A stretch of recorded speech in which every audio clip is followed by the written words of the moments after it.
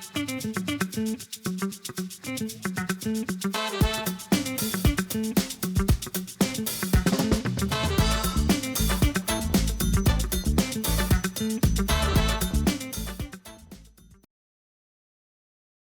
evening, everyone. My name is Vernisha Jones, and I am the president of the West Garfield Park Youth Council, and we believe that we are the solution to the violence in our community.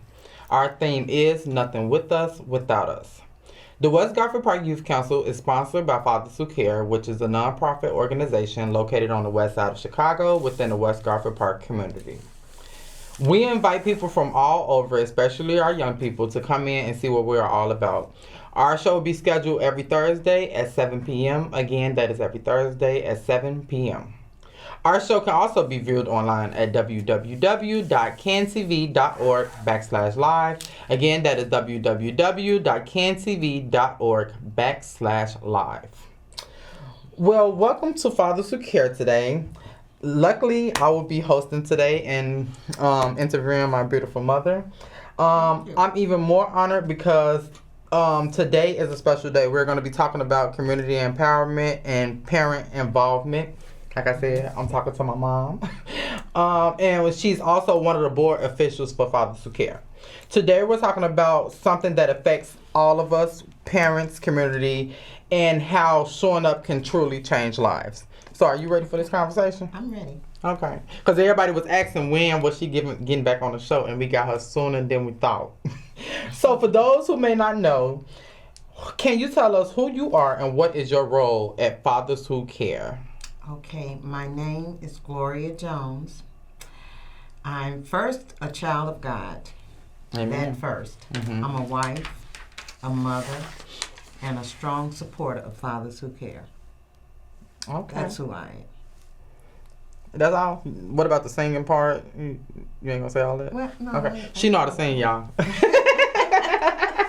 Okay, so what does it mean to you to personally be part of an organization like Fathers Who Care? It means that I have a true dedication to help others in capacities that I can. I'm able to extend myself. I like extending myself and being able to help others, you know.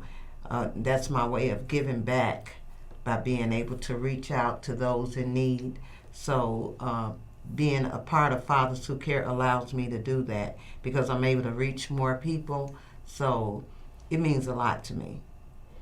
And what would you say you, as far as reach people, when we have like events and stuff like that? Because you be doing your yeah. It could be events, and it's not just events. I tend to reach out. I work in a school, so I tend to be able to reach out and seek those people that I see in need. Mm-hmm. You know, whether it be the students or whatever. You know, and I try to extend my hand, and I try to be there for people because you never know what a person is going through.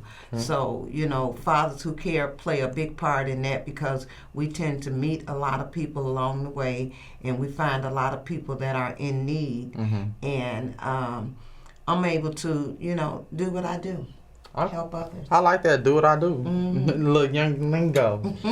How does it feel to be sitting here today as a parent, a leader, and a community advocate, knowing that the type of work that you do? Like, how do it feel? How do it make you feel? It makes me feel amazing as a parent because I'm totally dedicated to my role as a mother, and when it comes to my children, and also as a leader and a community advocate, because it means that I have a loyalty to those in need, and it makes me feel good to help others in any way that I can. So it feels real good to be able to, you know, give that support to others that's in need, and not just to others, to my children, my family, you know, wherever I can extend a helping hand. It feels good to be able to do that. I agree. I feel like I was one of the kids that took on that trait from my mama, where it's like, I feel like, because like I said on the show before, growing up, it used to always be like, oh my God, why is my mom doing this for all these people? And like, even though we still had, it was like, you know, as kids, you don't understand why it's happening. And so me growing up, I understand. And so it makes me more happier to give than to receive most of the time, because I love seeing the smile on people's faces when I'm doing stuff for people. Exactly. So I definitely agree with how it could possibly make you feel when you're able to help somebody in need, and just to see the smile on their face and knowing you doing something for a good cause. So I definitely agree. And just to piggyback on that, just speaking on how it makes you feel good when you're helping others, I almost get offended when I'm helping someone or trying to be there for someone and they feel like they have to pay me back. That bothers me, because then I feel like I'm missing out on my blessings. Don't stop my blessings. Okay. Let me do what I can. If I can help you, let me help you. You don't owe me anything, because you never know down the road when you might need someone. Yeah. And I want to be able to, if I ever get in need, I want people to be able to remember say, you for that. you know what, help her. Yeah. Because she was always helping somebody else, and she never asked for nothing in return. So that means a lot to me. Okay, so from your experience, why is parent involvement so important in a child's life? For a lot of reasons, parent involvement is important, because it allows a child the opportunity to enhance their social and emotional development. It gives them a higher self-esteem, and I feel it can foster a lifelong learning by creating a supportive environment. Overall, a well-being, and it can reduce risky behaviors from your children. Working in the school, you see a lot of students that their behavior is out of control, and you try to question why. A lot of times it has a lot to do with how that child is being raised. That child is not getting the attention they need, so these children tend to act out. And everybody, people that don't know and don't understand, they're thinking this child is just bad. That's not the case. A lot of times, this child is really going through something and just needs somebody to, if that's the way that I can get your attention, that's the way I'm going to get your attention. Just reach out to them and let them know, I'm here for you if you need me, you know. Yeah, and that's once again another thing that I end up learning. Well, I think I learned that at an early age, as far as it being, most of the kids that are trouble kids are not really trouble kids. They just are kids that are not being listened to, or it could be a possibility they probably in the classroom where they don't understand nothing that's going on. So instead of being the person that everybody is looking at like you don't know what's going on, they'll rather act out, be the class clown. And so I definitely agree with that wholeheartedly, as far as it being just paying attention more to them kids that seem to be the problem kids, because sometimes it's way deeper than that. It's way deeper than that. And working in a school, I can promise you it's way deeper than what a lot of people think. And a lot of our children are raising themselves. They're fending for themselves when it comes time to trying to get a meal. You watch a lot of students and it's like people don't understand. And for people that don't understand, those children are the ones that end up behind bars and whatnot, and end up in situations that they can't come up out of because nobody listened to them. Nobody was, cared enough to want to even hear what they was going through, because they was too busy watching that behavior, that sassy behavior, that versus somebody's actually sitting there. And that comes back to talking about when we was talking about the last guest I had. And he was talking about as far as it being where we need to cut down on how many security guards we have in school, and we need to up on how many counselors. Because why is it one counselor for a school of 300 students? Exactly. Because our kids need that love. Our students need it. Yes, that's so true. So the next question, how do you think parenting has changed over the years, especially in today's society? Because I know it has changed. It has. Parenting has shifted from more authoritative parenting to being driven by technology. Technology meaning internet, social media, and Instagram, the different things that's going on now plays a bigger role in how our children today are being raised. It really does. A lot of these children are raising themselves, and they're using the internet and the different social medias to raise them. That's who they listen to. A lot of students, if you ask them questions, they'll say, "Oh, I saw it on TikTok. I saw this, and they'll actually go toe to toe with you." And it's not something their parent told them, because 9 times out of 10, the parent gonna say that doesn't even make sense, what you're saying. But they believe in the internet because they feel like that's the most attention they get. Yeah, it is. Because nowadays people are throwing that app out in their kids' face just to get them out of their face. Yeah, that's the most attention they get. So it's really it's crazy, but it's true. Our children are being raised by this new generation of children are being raised by social media. I agree. That was my first time hearing that. I definitely agree with that, because as far as when you think about clothes wise, when you think about the lingo that they use, when you think about the stuff that goes on in music that drives kids to do certain things, like if you hear a song that's talking about bang bang and all that type of stuff, it causes that kids to feel like them. It's cool, because if I see a person that I wish to be like, this person is rich, this person got a car, this person got nice, like, if I see a person with all of this, why is it so bad what they doing? Okay. So that's how I look at it, where it's like our people that's actually being seen by young people need to do a better job, because they'll be surprised. It'd be these 3-4-year-olds paying attention to. Yes. And they ain't nothing but sponges. And then you watch, just like this with this AI stuff that's going on. Every time you turn on Facebook or anything, now you got these little bitty babies, and I hear people making comments. You got these little bitty babies on the AI app. They're cursing. They're talking like they're grown-ups and this, that, and other. And other kids are watching it and they think that's cute. So that they're being raised that way. They're growing up to think that that's cool to be able to curse. Well, just imagine how it is with kids in real life. When a child is young, most of the time, nowadays, I know back in the day it wasn't like that, but nowadays, most of the time, when a baby first word is a curse word, everybody laughs. Because they think it's funny. So, yes, it's an AI, but it's reality. It's when reality. You think about it. It's reality, and it's like... they think it's cute. Until they get old enough and it becomes a problem. So that's the problem, where it's like you allow stuff for so long, and then when it becomes a problem, then it's a problem. Then it's like you can't stop it no more, because you allowed it for so long when it shouldn't have been a joke from the beginning. That's true. So, and I feel like that's all the AI is, because it's like you look at it like it shouldn't be like that or whatever, but when you think about it, that's honestly how the kids be now. Sitting there cursing, and it's funny to everybody because they're 1 year old and they know how to say this word. Yes, that's true. So, what role do you believe both mothers and fathers play in shaping a child's future?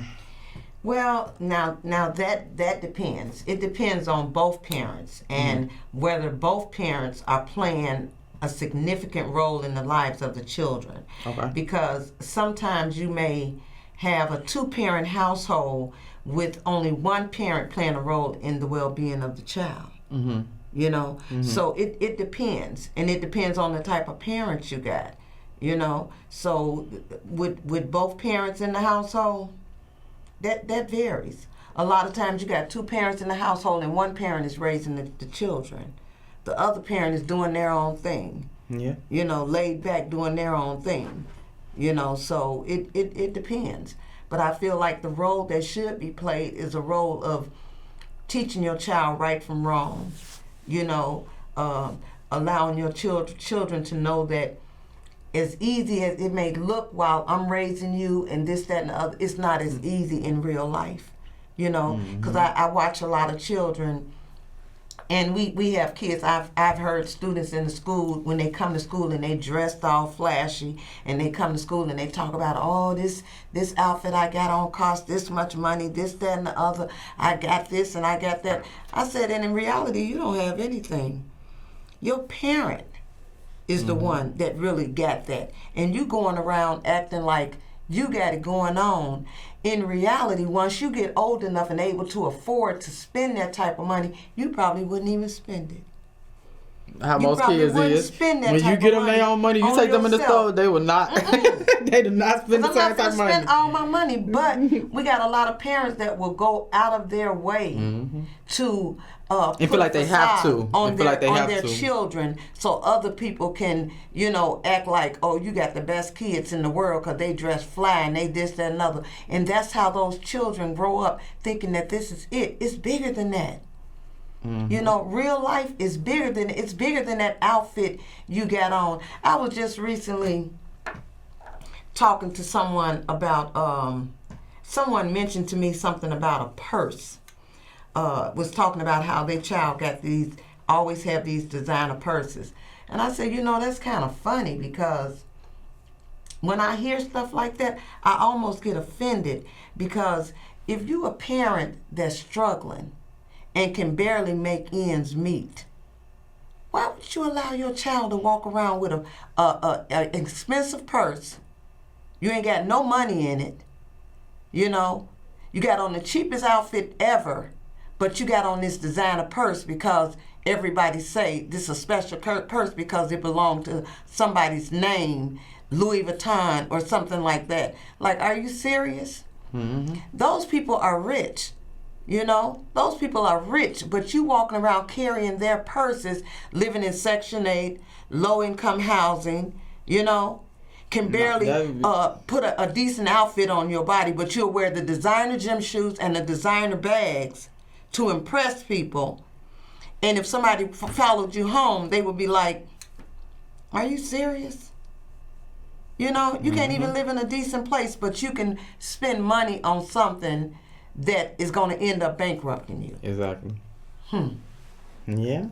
So why is the community involvement just as important as what happens at home, if for the most part we speaking on it being a situation where, I don't know, it's like it plays both parts. I feel like it don't just happen at home. The community involved? Yeah. Am I saying it right? Say the question again. Okay, I asked, why is community involvement just as important at what happens at home? Because it provides essential support and shared resources that can help build individuals. That's what the community provides, and it's the same way at home. We have to provide that with our children, with our family, and the community. If we doing the same thing that the community is doing, it makes the community better. It makes our family, our children better, because we're offering them something on both ends, not just at home, but also in the community. Okay. And so how do you feel, how can communities better support parents who feel overwhelmed and under supported, and probably parents like single moms and stuff like that feel like it's too much to try to raise a child in this community? Mm-hmm. How do you feel like we can better support our parents that feel like they can't do it? By introducing them to different resources that can help them out. It's a lot of resources out here, different places that you can go to, and I feel like the community can help you locate those different places. And depending on what situation the adult is in, the parent is in, or whatever, there's a lot of places that can help you. You just got to be able to locate them, and a lot of times you can reach out to organizations like Fathers Who Care. Fathers Who Care might not be able to help you with everything that you need, but they can also introduce you to other people, other organizations, other different resources that can be of support to you. And that's what a lot of these great organizations do. They open doors with other organizations so that if I can't help you, I'm going to send you somewhere with somebody that can. I agree with that. And speaking of Fathers Who Care, if anybody need any information, you can always contact us at 773-287-5821. Again, that number is 773-287-5821. And like she said, if we can't help you, we always able to send you out. Because I had somebody actually, funny story, come to me the other day, yesterday. One of the ladies at the building came, she seen me going to the bathroom, and she stopped me before I walked in the bathroom and was like, thank you so much, because I had told her, when I came back with the coat, the free coat. I had told her about the free coats, and they had went at Spencer Academy. And so they had went and got the free coats, and she was like, I got the same color you got, and it was a blessing to be able to receive a free coat. And it's just about word of mouth, letting people know what's going on, and just being around people and finding out different things that's going on in your community. So I see we got about 5 more minutes, so we're going to try to wrap this up. And so the next question I have for you, though, is what are some common barriers that stop families from getting involved, and how can we break them? Common barriers, the lack of trust that we have for others. You know, we have a problem with trusting each other now.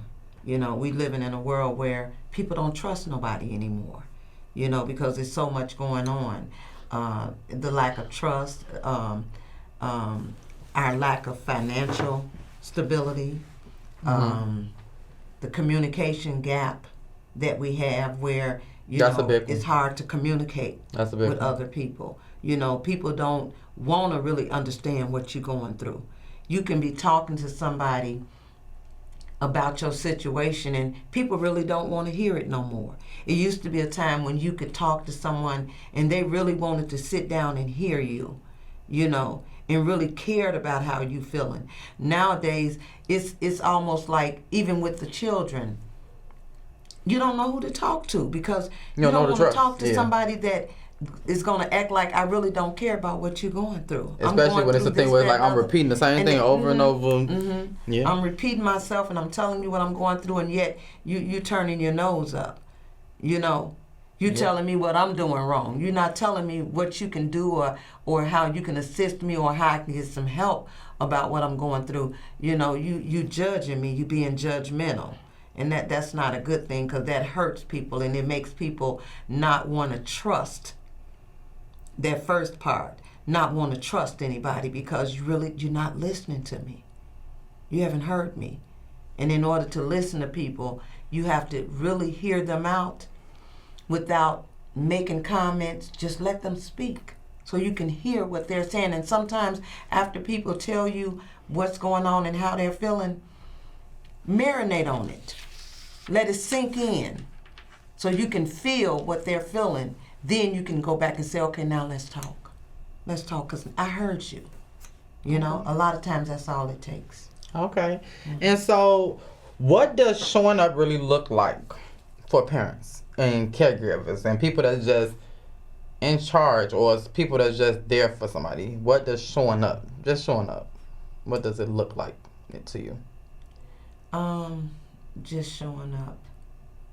I think it looks. And don't even think about parents. Don't even think about. Just think about in general. Showing up. When someone show up, when someone show up for me, it makes me feel good. It makes me feel loved. It makes me feel like I'm special. You know. Just showing up for somebody and letting them know that you're there for them. You know, I'm here for you. In whatever capacity you need me, if I can help you, I'm here for you. That's what community is all about. You know, extending that hand to somebody in need. In whatever way they're in need. And even if you can't help them, introduce them to somebody that can. Yeah. That's showing up. You know, showing up and showing out at the same time. If I can't help you, I'm going to send you through some doors where somebody else can. I ain't going to leave you hanging. I like that answer. Okay, so people that would like to get involved with Fathers Who Care, how could they get involved? Even though I should be answering that question. I think you should answer that question. I can give them the phone number, but you should answer that question. If any people want to get involved, I said it earlier, get involved with Fathers Who Care. You can always call us at 773-287-5821. Again, that number is 773-287-5821. And ask for Vernisha, and any questions that you will have, I will be pleased to answer them.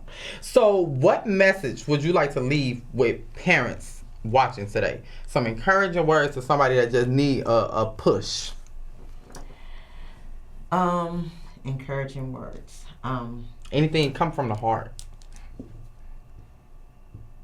Love your neighbors. Love your neighbors.